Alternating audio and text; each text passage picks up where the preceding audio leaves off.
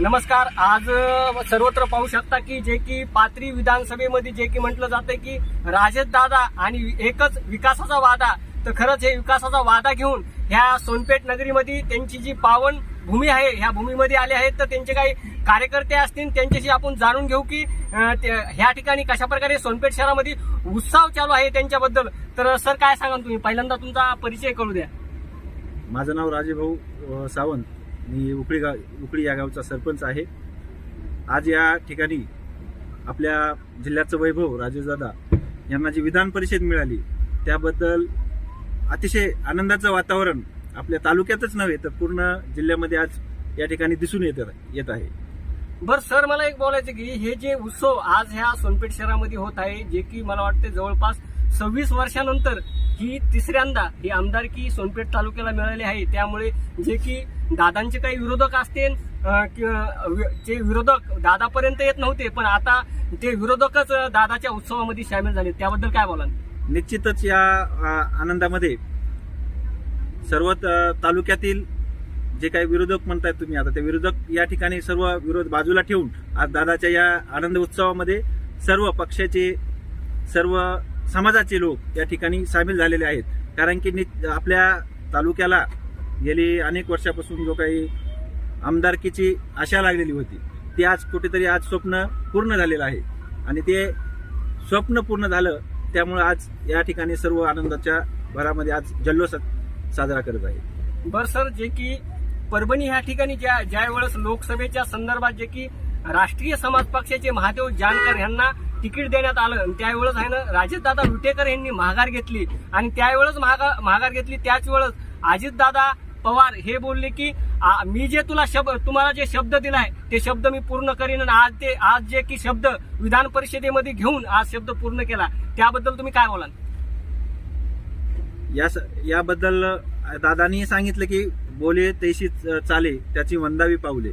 त्या युक्तीप्रमाणे आज अजितदादांनी आपल्या जानकर साहेबांच्या प्रचाराच्या सभेमध्ये शब्द दिला होता की भर सभेमध्ये किंवा येत्या पुढील काळामध्ये मी 6 महिन्याच्या आत राजेशदादांना विधिमंडळामध्ये सदस्य म्हणून नियुक्त करेल आणि त्या शब्दाला 100% आज या ठिकाणी न्याय दिलेला आहे आणि आज आपल्याला या आमदारकीच्या माध्यमातून त्यांनी हा शब्द पाळलेला दिसून येत आहे.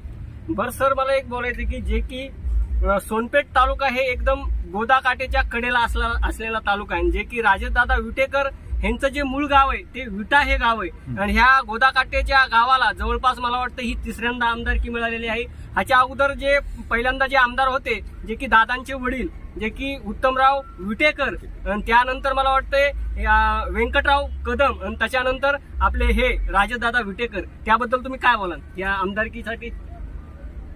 आपल्या सोनपेठ तालुक्यामध्ये सर्वप्रथम स्वर्गवासी उत्तमरावजी विटेकर साहेब, त्यानंतर कदम साहेब आणि आता आपला तरुणांचा नेता म्हणजे राजेदादा विटेकर यांना जी आमदारकी मिळाली, या आमदारकीचा निश्चितच आपल्या तालुक्याच्या विकासासाठी ते पुरेपूर वापर करून जे काय आपल्या तालुक्याचा अनुशेष, विकास कामाचा अनुशेष राहिलेला अनुशेष आहे ते भरून काढण्यास मदत होईल अशी आम्हाला आशा आहे.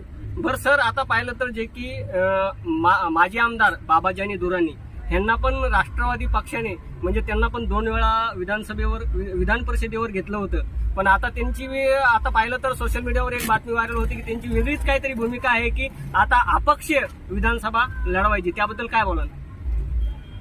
या ठिकाणी आम्हाला जो राजेशदादा आदेश देतील, पक्ष आदेश देईल त्यानुसार आम्ही पुढील कारवाई किंवा पक्षाचे काम करू.